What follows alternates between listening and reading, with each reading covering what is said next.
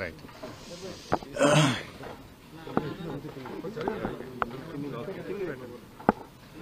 మొన్ననే కాళేశ్వరం ప్రాజెక్టు తెలంగాణకు కల్పతరు అని స్పష్టంగా రాష్ట్ర ప్రజలందరికీ అర్థమయ్యే విధంగా పీపీటీ ప్రజెంటేషన్ కూడా ఇవ్వడం జరిగింది. సరే, రాజకీయ దురుద్దేశంతో కాంగ్రెస్ పార్టీ ఈ కమిషన్ను ఏర్పాటు చేసిన న్యాయ వ్యవస్థ మీద, రాజ్యాంగం మీద పూర్తి గౌరవము, విశ్వాసం ఉన్నటువంటి పార్టీ బీఆర్ఎస్ పార్టీ. ఈరోజు జస్టిస్ ఘోష్ కమిషన్ మమ్మల్ని పిలిచింది కనుక ఈరోజు కమిషన్ ముందుకు వెళ్లి ఇంతకాలం కాంగ్రెస్ పార్టీ చేస్తున్న దుష్ప్రచారాలన్నీ కూడా వివరించి వాస్తవాలన్నింటినీ కమిషన్కు తెలియజేస్తాం. సో మా దగ్గర ఉన్నటువంటి పూర్తి సమాచారం, అన్ని విషయాలను కూడా కమిషన్ దృష్టికి తీసుకువెళ్తాం.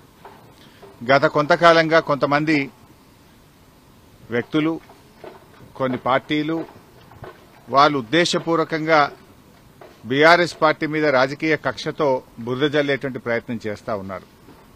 వాస్తవానికి ఒక ప్రభుత్వం విద్వేషంతో కాదు ఆలోచించాల్సింది, వివేకంతో ఆలోచించాలి, విజ్ఞత ప్రదర్శించాలి.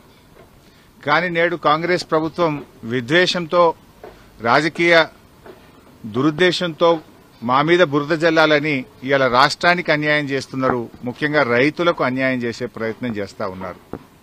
నేను ఒకటే కోరుతా ఉన్నా, విజ్ఞత ప్రదర్శించండి, వివేకంతో ఆలోచించండి.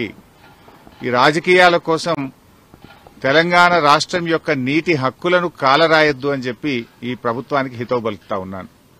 సరే, అంతిమంగా ఎందుకంటే మాకు రాజ్యాంగం మీద, దేవుడి మీద నమ్మకం ఉన్నటువంటి పార్టీ, అంతిమంగా న్యాయం గెలుస్తుంది, ధర్మం నిలబడుతుంది, వాస్తవాలు ప్రజలకు అర్థమవుతాయి.